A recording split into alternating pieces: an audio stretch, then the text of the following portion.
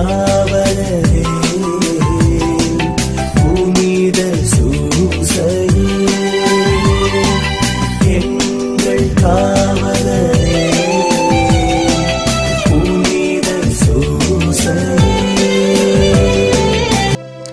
புனித வளனார் ஒவ்வொரு நாளும் நமக்கு பல வகையான இறைப்பாடங்களை கற்றுத்தருகின்றார். அவர் கற்றுத்தருகின்ற மேலான பாடத்தில் முக்கியமான படிப்பினை எளிய உள்ளம்.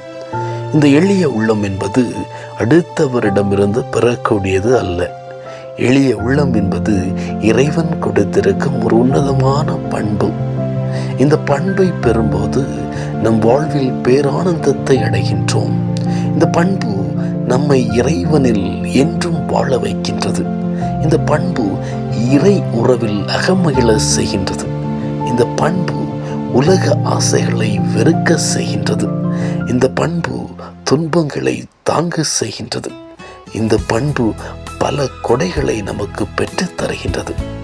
இந்த பண்பு இறைவனின் திட்டத்தை அவனையில் மலர செய்கின்றது. இந்த பண்புதான் மீட்பரை உலகிற்கு கொண்டு வர உதவியாக இருந்தது.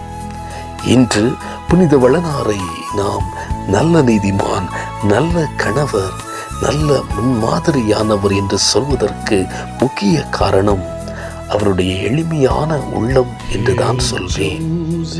நாம் இறைவனின் திட்டத்தை அறிய வேண்டுமென்றால் நம்முடைய வாழ்வு எளிமையாக இருக்க வேண்டும்.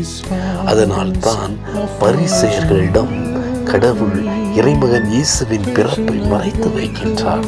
இதற்கு முக்கிய காரணம் அவர்கள் வாழ்வு எளிமையாக இல்லாததுதான். ஆக இறைவன் அன்பை உணர வேண்டுமென்றால் நம்முடைய வாழ்வு எளிமையாக இருக்க வேண்டும். அந்த வகையில் இறைவனின் அருளை கொடையாக பெற்றவர் புனித வளனார். அவருடைய உள்ளம் இறைவனை நோக்கி இருந்தது. எளிய உள்ளத்தோடு அன்னை மரியாவை எத்தனை தடைகள் வந்த போதும், தன் சிந்தனையிலே பல கேள்விகள் எழுந்த போதும் விலக்கி விடாத எண்ணம் அவரிடம் இருந்த எளிமையை சுட்டி காட்டுகிறது. ஒன்றுமில்லாத கிதியோனை இஸ்ரேலின் படைத்தலைவராக ஆக்கினது. பல இறைவாக்கினர்களை கடவுள் தன் திட்டத்தில் சேர்த்து கொண்டது அவர்களின் வாழ்வு முறையை அடிப்படையாக கொண்டுதான். அந்த வகையில் புனித வளனார் இறைவனின் சிறப்புமிக்க இனியவராக திகழ்ந்தார். அதனால் தான் நாம் அவரை நீதிமான் என்று சொல்கின்றோம். அவரிடமிருந்த எளிமைதான் அன்னை மரியாவை ஏற்க வைத்தது. அவரிடமிருந்த எளிமைதான் இறைவனுக்காக எதையும் செய்ய வைத்தது. அவரிடமிருந்த எளிமைதான் இறைவனின் திட்டத்தை அறிய செய்தது. இந்த எளிமையான உள்ளம் நம்முடைய குடும்பங்களில் இருக்கிறதா என்பதை நாம் சற்று சிந்திக்க வேண்டும். இன்று எத்தனை குடும்பங்கள் ஆணவத்திலும் பொறாமையிலும் தங்கள் வாழ்வை வாழ்கின்றன.